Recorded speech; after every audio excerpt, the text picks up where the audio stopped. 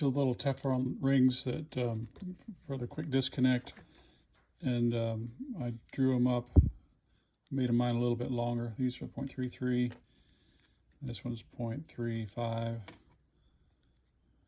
35, something like that. So I added a little bit of height to them, and the idea was if these are missing or mangled, that you can pop it in after it's already assembled.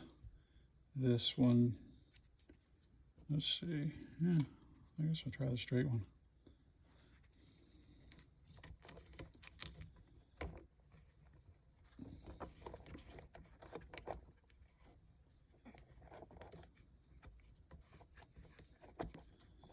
This would probably not be fun to do in a car.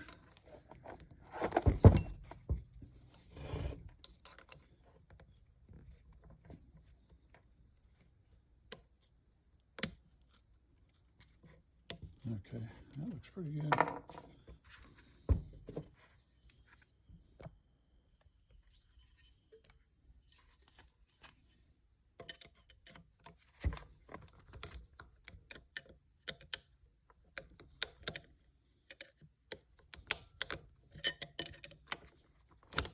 It's going to be stubborn. There it goes. So the one idea Thomas had was to make the end squared off and just put the chamfer at the top only, and then make the bottom square, give you a little more room to push on it, and then the added height seems to make it a little easier. And the other one I tried, I put a flange on it where you could pop it loose with just your fingers, but it's harder to install. I haven't tried this one.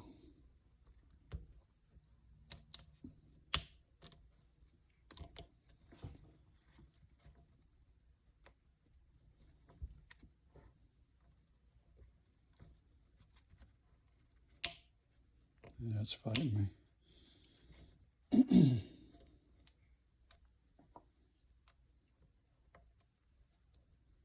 Ooh, that's tight.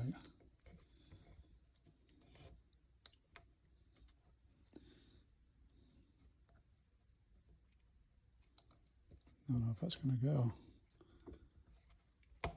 There, that got started. There it goes.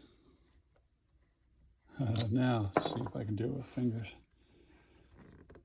Nope.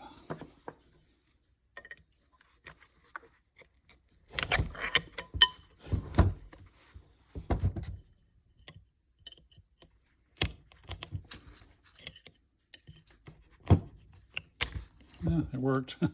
Not exactly with fingertips. So I'm not sure if that flange is a good idea. I think it works well on the red one, where you can get down on it, but when you have to work upside down, this one seems to be really difficult. So I'll probably use a little flat bottom one and a tool on the upside down ones.